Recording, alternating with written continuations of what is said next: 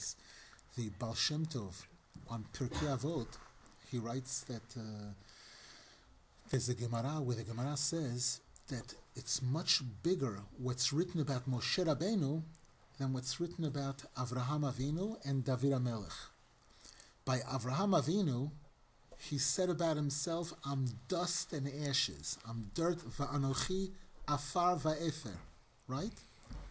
David HaMelech said, Anochi tolat velo ish.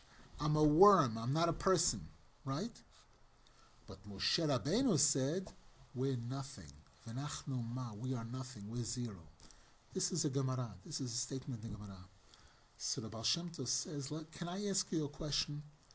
If a person could say, I'm dirt, and really mean it, he's not saying it to be cute, to make believe. He really believes I'm sorry? And does he lead all the people? No, one second. He really means it. How much of a difference is there between saying I'm a piece of dirt or saying I'm nothing? Why is the Gemara making such a big deal?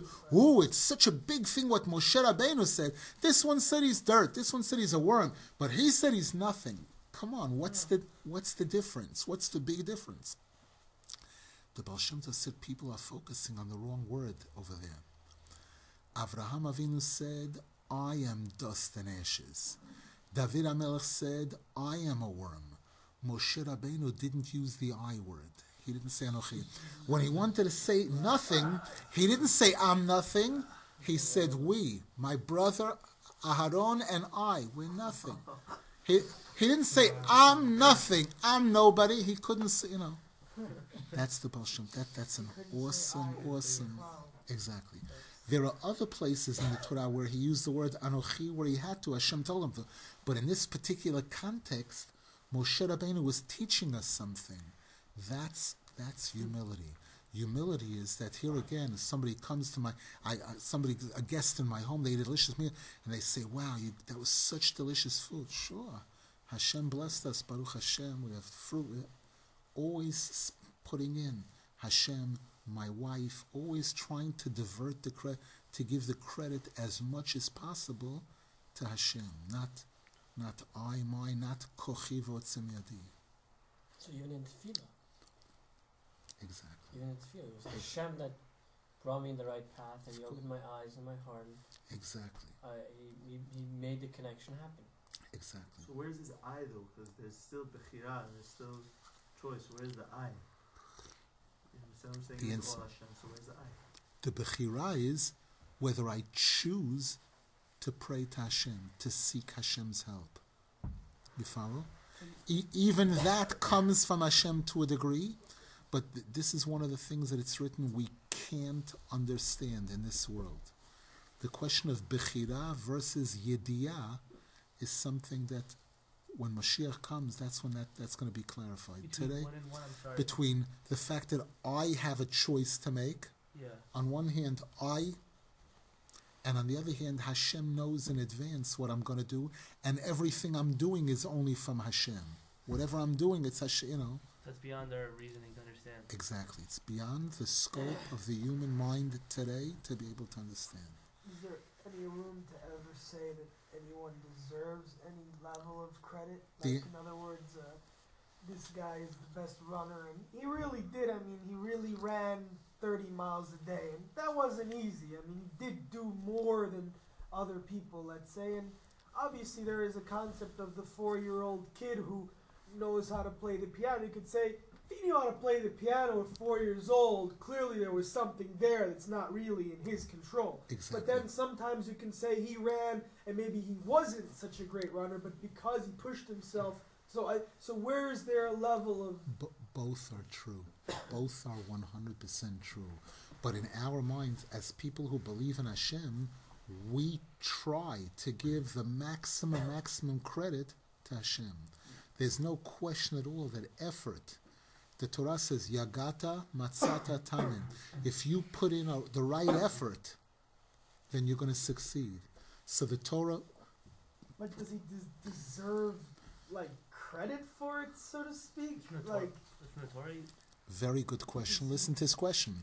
If you're telling me that on one hand, even my efforts are really coming from Hashem, then how in the world can I really justify? The answer is Hashem loves us so much that even though really, really, really, it's Hashem. It's like a parent who's teaching a kid anything. He's teaching him how to ride a bike, or teaching him how to swing a bat, or teaching him how to walk. And when the parent is first teaching the kid how to walk, they hold him with both hands, right? So he can't fall. And the kid is walking, and he's like he's on top of the wall. Look at that, he's taking steps. And everybody's clapping. What are they, nuts? What are they clapping for? The kid didn't do anything. They're holding with both hands, he can't fall. What are they clapping? The answer is, they're doing that to give him the encouragement, to make it seem as if... So he's not supposed to take credit at all. The answer is the most religious Jews and the greatest tzaddikim take no credit at all. They give all the credit. We who are on lower level, sometimes if we try to do that, then we're going to, so we give ourselves, or we allow ourselves sometimes to take a little credit. It's a luxury to help us succeed. Exactly. But again, to try to rise to a level of faith and realization that the real recognition is to Hashem, not me. When people show me recognition for something that I have accomplished, I made a siyum on a Gemara. Let's say a person makes a siyum. People are learning Daf Yomi today. It's such a fabulous thing, and people learn 120 pages of Gemara, and it took 120 days, and some days it was hard to get up, and some days and the person gets to the finish line, and wow, you finished the whole. On one hand, to be able to hear that in one ear, because I need the encouragement for the next Gemara, Wow. but in the other ear I know I didn't do anything. The only way I got up in the morning is because Hashem helped me wake up, and the only way I was zochet to realize that this is something special, and is only Hashem's. It's an act of kindness on the part of Hashem. Blocks away. Exactly.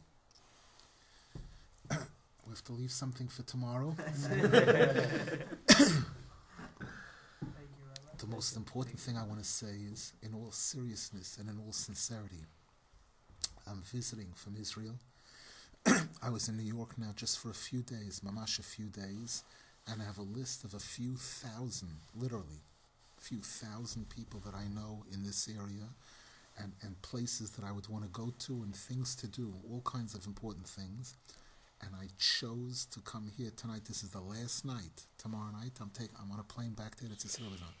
I chose to come here especially because of this person over here, who I know a little bit, and he's very, very special. His sincerity and his goodness, you're very, very privileged, seriously, to have him, to learn together, all of you, to be able to get the person says, that there are things going on in stadiums, 60,000 people and all kinds of, this is a joke, 7-8 guys getting together at night. This is no joke. This is no joke at all. Right. The nachat that Hashem has from people who work during the day and people who are busy, and they take time at night to get together to learn Torah. When a person learns Torah by himself, it's one thing. When people learn in a group, it's a completely different world. Completely different world. And especially if they're learning the words of the tzaddikim, it's very, very special. Hashem should help you, should be zachut to continue, should help each other, motivate each other. In the zachut of groups like this, the Mashiach will come. The Zohar Kadosh says if there'll be a Bet Knesset, or a group of people who will be united, they'll be friends, real friends, and they'll get together for Torah and Tefillah, the Mashiach will come.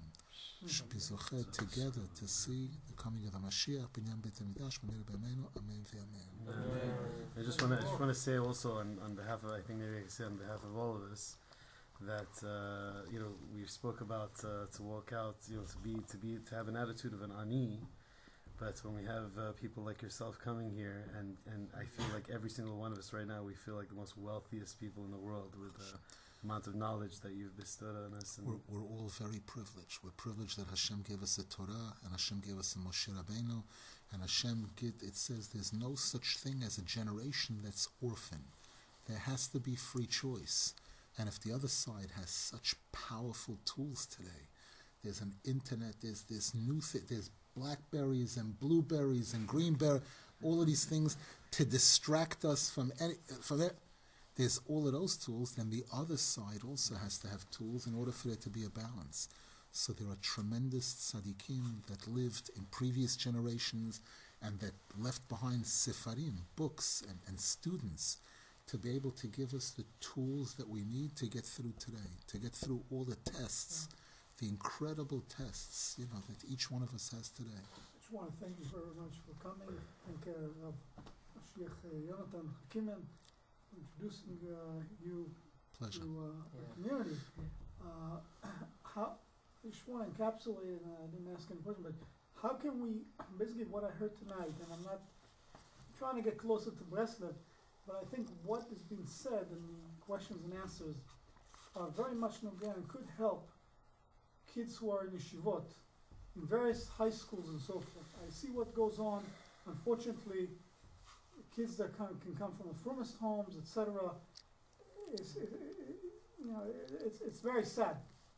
They could, I should say that they could accomplish heck of a lot more on a positive note, because you got to be positive. And Baruch Hashem, they are in yeshivot and they're not in public schools. Yes. We were in Zocher to have that, but not all of us. But what can we do, whether as parents or as laymen or whatever it is, to try to somehow make this sort of information that is available in Yiddishkeit to be close and be nogea to these children that, in my view, and I just seeing as a parent, is lacking in these yeshivot.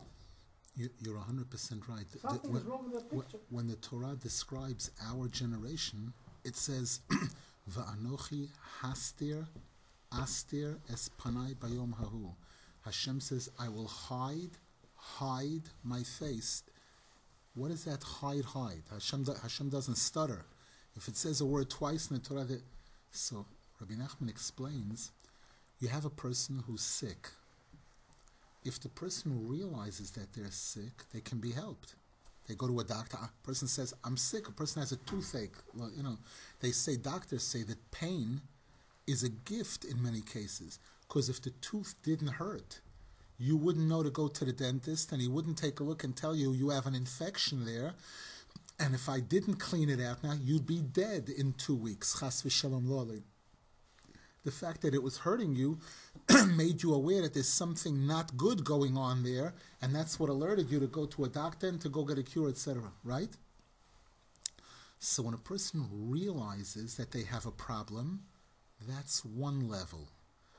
When the fact that a person has a problem is hidden from them, when they don't know that they don't know, that person's really in trouble. You understand? People walking around lo aleinu who have cancers growing inside of them, and they don't know about it at all. And then a year later, 2 years later, they go for a checkup, and the doctor says, where were you? I don't understand. This has been developing for the past 9 months. Guy looks at doctor and says, "What are you, crazy, doctor? What are you telling me? You're nuts."